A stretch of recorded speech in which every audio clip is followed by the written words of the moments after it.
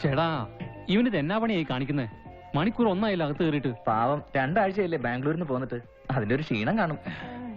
ഓ ഇയാള് പറയുന്ന കേട്ടാ തോന്നും ബാക്കിയുള്ള ഒരുപാട് ദിവസവും. എടാ അതുകൊണ്ടല്ല, ഈ ചുറ്റുവട്ടത്ത് ഏതെങ്കിലും ഒരു കുഞ്ഞിന്റെ ചെവിയിൽ എത്തിയാൽ മതി. ഇവിടെ കരക്കാർ കൂടാൻ വലിയ സമയമൊന്നും വേണ്ട.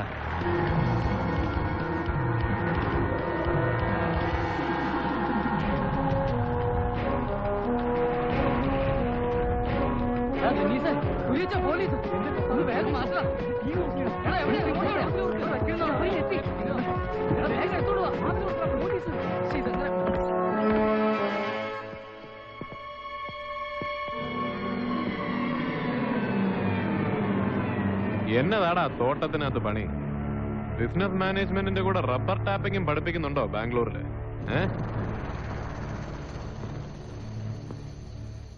അകത്താരാടാ?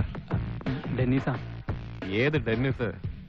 അത് നമ്മുടെ ഉമ്മച്ചായന്റെ അനിയൻ. ഓ, പ്ലാന്റർ ചാക്കോച്ചന്റെ ഇളയ മോൻ. അകത്ത് പഠനം വല്ലതും നടക്കുവാന്നോ? എന്ന് വെച്ചാ വല്ല പ്രൈവറ്റ് ട്യൂഷൻ എന്തെങ്കിലും? മര്യാദയ്ക്ക് അവനോട് പുറത്തോട്ടിറങ്ങി വരാൻ പറ. അവനായിട്ട് വാതിൽ തുറന്നു വന്ന അവന് കൊള്ളാം. എന്നെ കൊണ്ട് തുറപ്പിക്കരുന്ന് പറ. ഡെന്നീസേ, ഡെന്നീസേ വാതിൽ ഓർക്കടാ. എടാ വാതിൽ ഓർക്ക്.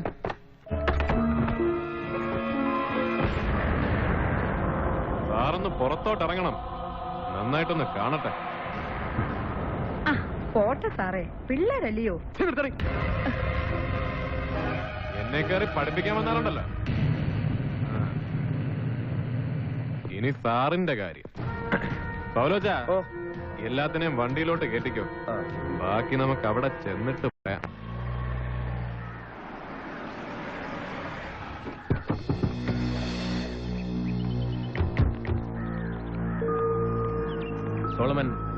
സോളമൻ സാറുണ്ടോ?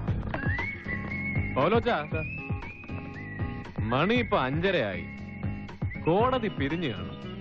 ഈ പിള്ളേരെ ആ മജിസ്ട്രേറ്റിന്റെ വീട് വരെ എത്തിക്കണമല്ലോ. പക്ഷെ ഈ ഉമ്മച്ചന്റെ അനിയനെ പോലീസ് ജീപ്പിൽ കയറ്റി ടൗണിൽ കൂടെ കൊണ്ടുപോവാന്ന് വെച്ചാ ഉമ്മച്ചൻ എത്തിയല്ലോ. എന്നാ പിന്നെ ഉമ്മച്ചൻ ഒരു കാര്യം ചെയ്യും, ഞങ്ങള് ബാക്കിയുള്ളവന്മാരെ കൊണ്ട് ജീപ്പിൽ പോയിക്കോളാം. താൻ അവനെ കൊണ്ട് കാറിലങ്ങ് എത്തിയേച്ചാ മതി. അറിയാലോ മജിസ്ട്രേറ്റ്, നമ്മുടെ പപ്പനോ നമ്പീഷൻ. പറത്തി വിട്ടേക്കല്ലേ ഉമ്മച്ച, എന്റെ തൊപ്പി തെറിക്കുന്ന കാര്യമാ. സാർ ഇപ്പൊ എന്ത് പറഞ്ഞാലും ഞാൻ കേൾക്കും. അടുത്ത ഇലക്ഷൻ എന്റെ സീറ്റ് ഏതാണ്ട് ഉറപ്പായതാ. ഈ സമയത്ത് ഇങ്ങനെ ഒരു നാണക്കേടുണ്ടായിപ്പോയാ സഹായിക്കണം.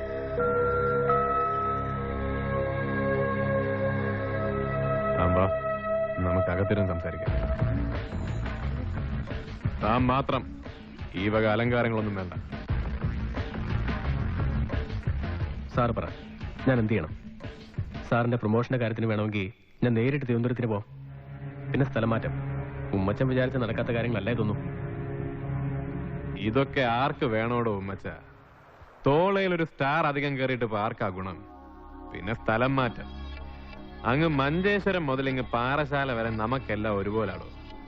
തനിക്ക് കേസ് ഒഴിവാക്കണോ പറ. പക്ഷെ അതിന് ഇതൊന്നും പോരാ.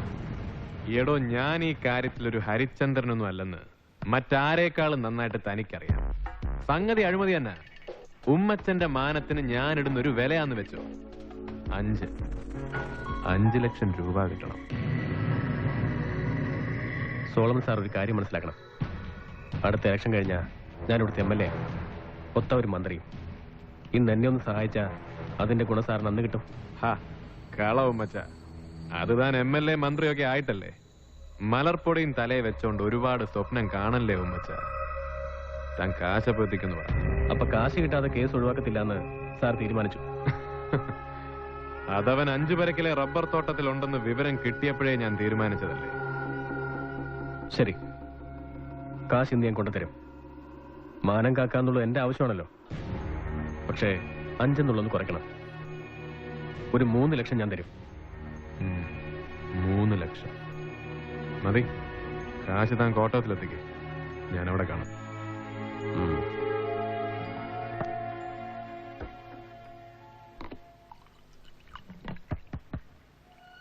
വാ ഉമ്മച്ചൻ ഇരിക്ക്.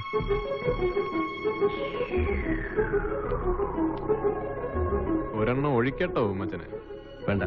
അതെന്നാടോ, താൻ കഴിക്കത്തില്ലയോ? അതുകൊണ്ടല്ല, ഇപ്പൊ വേണ്ട. തനിക്ക് എന്നതാ ഒരു പരവേശം? ഓഹോ, ആദ്യമായിട്ട് ഒരാൾക്ക് കാശ് അങ്ങോട്ട് കൊടുക്കുന്നതിന്റെ ആയിരിക്കും. കൊടുത്തും പഠിക്കണോ ഉമ്മച്ച. വലത് കൈ കൊണ്ട് കൊടുക്കുന്നത് ഇടത് കൈ അറിയരുത്, അത്രേ ഉള്ളൂ. താൻ കഴിക്ക്. കഴിക്കടോ.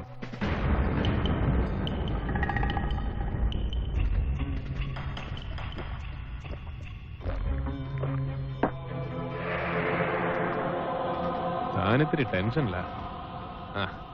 അത് കള, കാര്യങ്ങൾ കേൾക്കട്ടെ. ക്യാഷ് ഇതിലുണ്ട്. ടെന്നീസിനെയും പിള്ളേർ എപ്പോൾ വിടുന്നു പറ. അതിന് ഇവിടുന്ന് ഒരു ഫോൺ വിളിയുടെ കാര്യമല്ലേ ഉള്ളൂ. പക്ഷെ അതിനു മുമ്പ് എനിക്കൊന്ന് ഉറപ്പിക്കണമല്ലോ. കാശേ എണ്ണി നോക്കാം, എന്നിട്ട് വിട്ടാ മതി.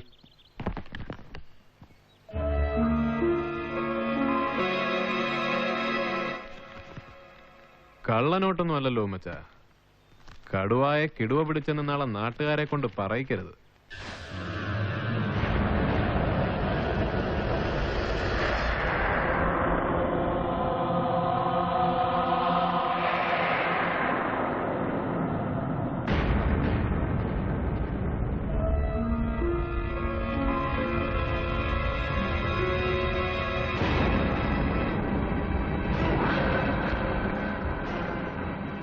വിജിലൻസുകാരെപ്പോ എത്തുമെന്നോ മച്ചാ പറഞ്ഞേക്കുന്നേ?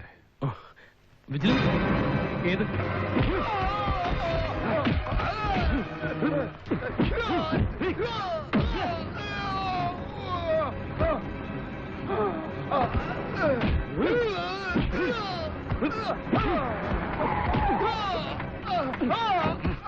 സോളമൻ, എന്താ ഇത്?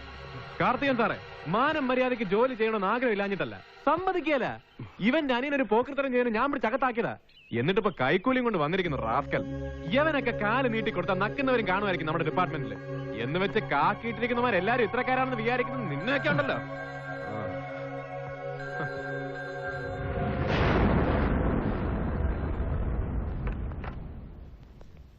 പോലത്തെ ഞാൻ അങ്ങോട്ട് വിളിക്കാതിരിക്കായിരുന്നു. താൻ ഉടനെ ജീപ്പ് എടുത്ത് കോട്ടത്തിലേക്ക് വാ.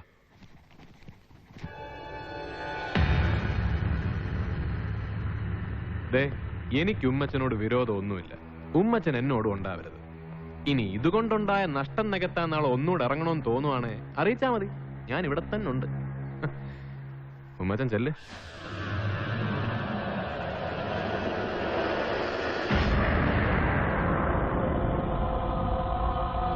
പോടാ.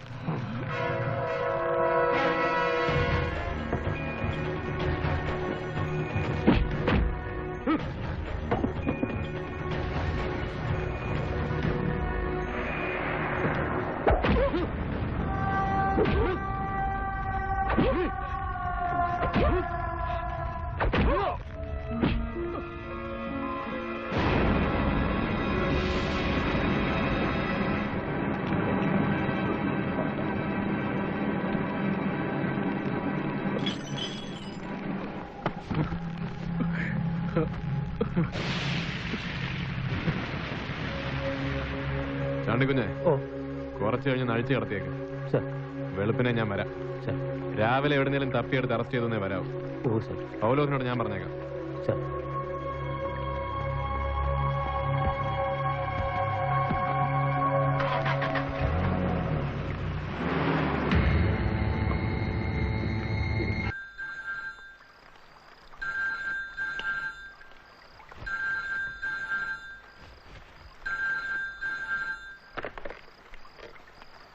ആ എന്നാടോ?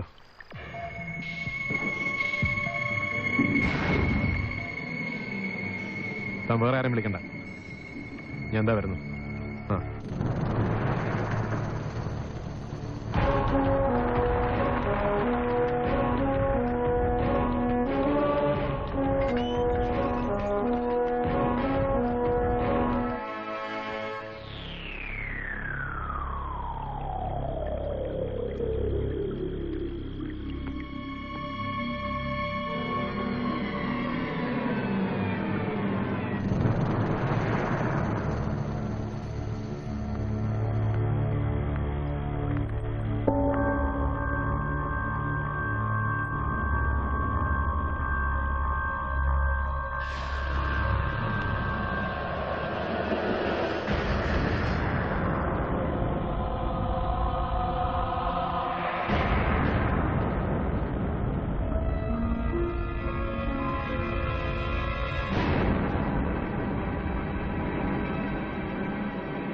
സാറ് പോയതിൻ്റെ പുറകെ ഞാനും മരിച്ച് താഴെ കിടത്തിയായിരുന്നു.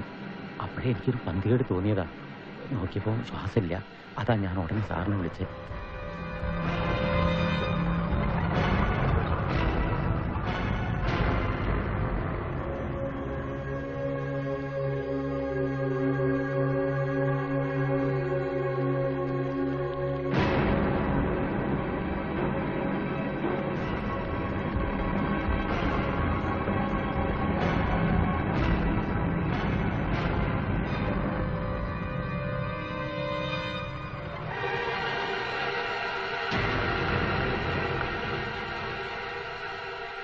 ചാണ്ടിക്കുഞ്ഞെ, സാർ.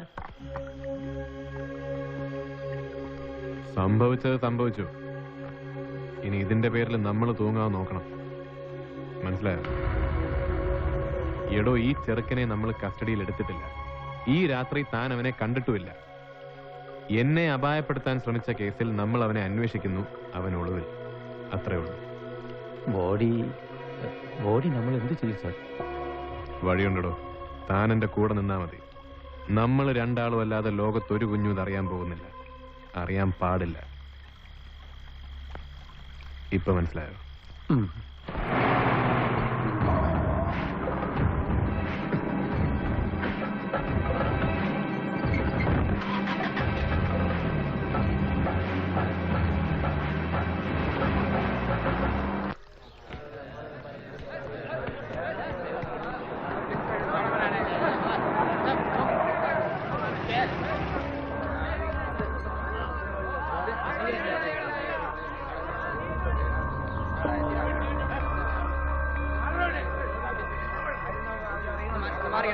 വഴിന്ന് മാറ മാറോ.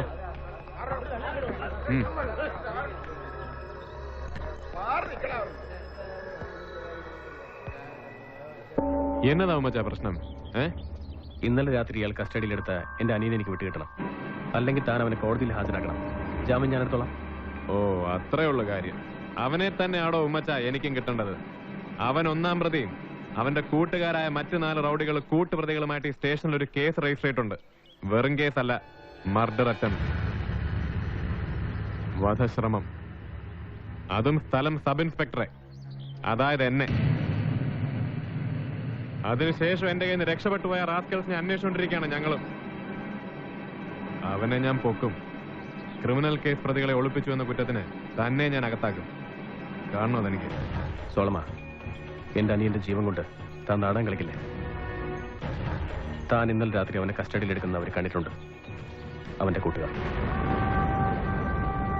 സത്യം പറ സോളമ, താൻ അവനെ എന്ത് ചെയ്തു? എവിടെയെങ്കിലും ഒളിപ്പിച്ചിട്ടുണ്ടോ? അതോ കൊന്നുകളഞ്ഞു? എനിക്ക് പറയാനുള്ളത് ഞാൻ പറഞ്ഞു. അവനെ താനിനി ഏത് പാതാളത്ത് കൊണ്ടുപോയി സൂക്ഷിച്ചാലും ഞങ്ങൾ കണ്ടുപിടിച്ചോളും. തൽക്കാലം എന്താ പോ. എല്ലാവരും പിരിഞ്ഞു പോണം. സ്റ്റേഷന് മുമ്പിൽ കൂട്ടം കൊണ്ട് നിൽക്കരുത്. പോണം.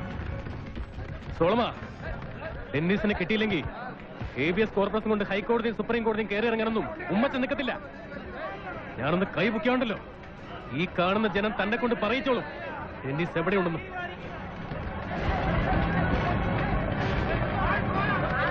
അടിച്ചിറക്കണോ എല്ലാത്തിനെ?